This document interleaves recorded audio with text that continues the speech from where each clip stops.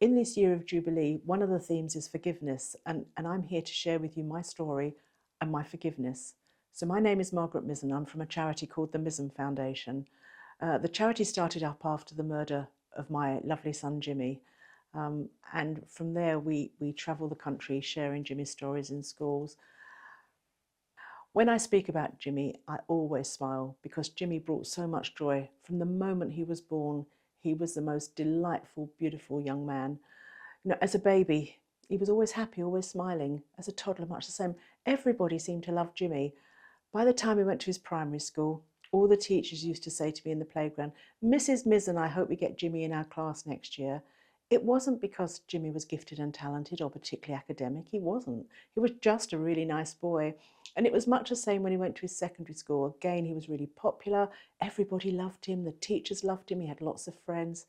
And we found out things about Jimmy after he was killed that we didn't even know about. You probably see on the television when someone gets killed, people tend to leave flowers. Well, that's what happened when our Jimmy was killed. Lots and lots and lots of people left flowers. And a couple of days after he was killed, we thought we were going to have a look at them. Well, when we got round the corner to where the flowers were, there was an old carpet there. And my first thought was, why would someone dump an old carpet here? But it wasn't like that. The carpet belonged to the local homeless man. It was actually his bed. And Jimmy used to give this man money and food, and all he had to leave for Jimmy was his bed. We were so touched by this. And then all these other stories started coming in about the kind of boy he was. And even for me at home, he just did everything with the most beautiful smile. In fact, after he was killed, he was known as the boy that sparkled. Um, I can only think of him really with a smile and the joy that he brought to his whole family, to his friends, to the community. Um, so for us, it's been a journey, but our journey is one of forgiveness. And if I tell you a little bit about what happened to Jimmy and why I share about forgiveness, I hope you will understand. On the day that Jimmy was killed, he actually went round the corner with one of his brothers to buy first his first ever lottery ticket, and secondly, they wanted to go in a bakery to buy a sandwich. And so Jimmy went round the corner, went into the shop and bought a lottery ticket, then went in the bakery. And while they was in there, a boy came in, a boy who was known in the area for his bad behaviour. There's such a big history that I'm not going to go into it all now, but nevertheless, he was quite an aggressive young man. And he wanted to stand where Jimmy was standing, and he swore at Jimmy. I hate swearing, so I'm certainly not going to swear now. And that seemed to get the boy worked up, because Jimmy wouldn't get out of the way and he said, "Say please." The boy seemed to get more and more worked up. And the boy went outside the bakery and started shouting. Now we know he wanted Jimmy and not his brother, because Jimmy was very tall and his brother's much shorter. And outside the bakery, this boy was saying, "Hey, you big man, come out for a fight." Jimmy didn't want to go out for a fight. And it ended up with the boy going back into the bakery and throwing a glass dish at Jimmy. And he threw it so hard it shattered on Jimmy's neck. And a piece of glass went through Jimmy's carotid artery in his jugular vein. And within 3.5 minutes, Jimmy bled to death. There is much more to the story, but I'm not going to go into all of that now with you. And you can imagine how devastated we were as a family. And the next day, after Jimmy was killed, we went to church. Barry and I wanted to go where Jimmy had been an altar server, where he was loved, where he was baptised, his first communion, confirmation. And so we went round to 9 o'clock Mass. And when we arrived at church, all the press were there, the television cameras, the newspaper reporters.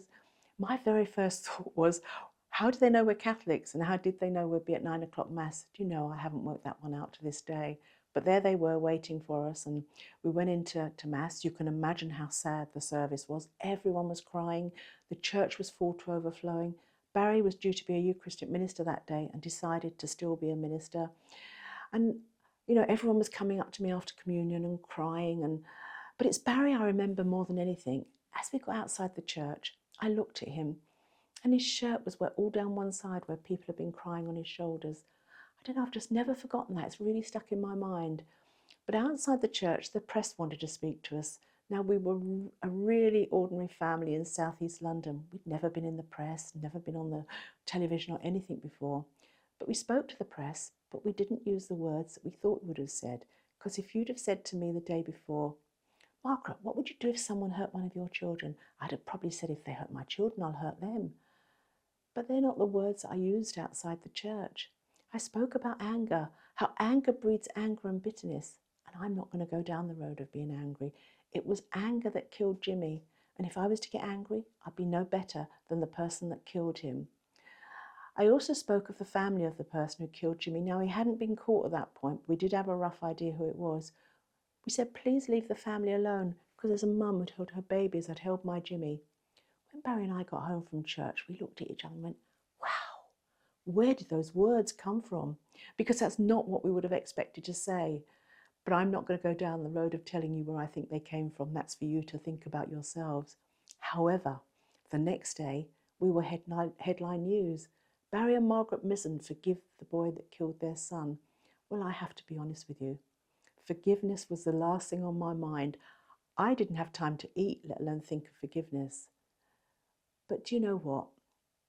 After I think I read that, it gave me an opportunity to pray about forgiveness, to share about forgiveness, and talk about forgiveness with my husband. And we do share about it very slightly differently. However, as the weeks went on after Jimmy was killed, I suppose the weeks, the months, I'm not absolutely sure, I knew something was missing from my life. And I didn't know what that something was. And then I realised I'd lost my smile. I was crying all the time, and I didn't want to cry all the time. I wanted to remember Jimmy with joy, not Jimmy with tears. And I knew that the only way that I could start smiling again was to forgive the boy that killed Jimmy. But I also wanted to get up in the mornings and look out of the window and see the sun shining and the flowers blossoming. That I couldn't do if I didn't forgive him. So I do forgive the boy that killed Jimmy, and I forgive him with all my heart. But because I forgive him, it doesn't mean to say that I want to be his best friend. I don't. And it doesn't mean to say it doesn't matter what happened to Jimmy. It most certainly does. But by forgiving him, it's almost taken this weight off my shoulders, and it's allowed me to do all the things that I'm able to do now. You know, forgiveness is something that we don't all understand. And I go into lots of schools and young people really don't understand forgiveness. But I look upon it this way. If we all forgave just a tiny, tiny bit more, wouldn't this be a better world? And so when we go into schools, Barry and I use 3 words, and these 3 words are really important to us: forgiveness, peace, and hope. And as we say, if we all forgave a little bit more, this would certainly be a better world. And we talk about peace.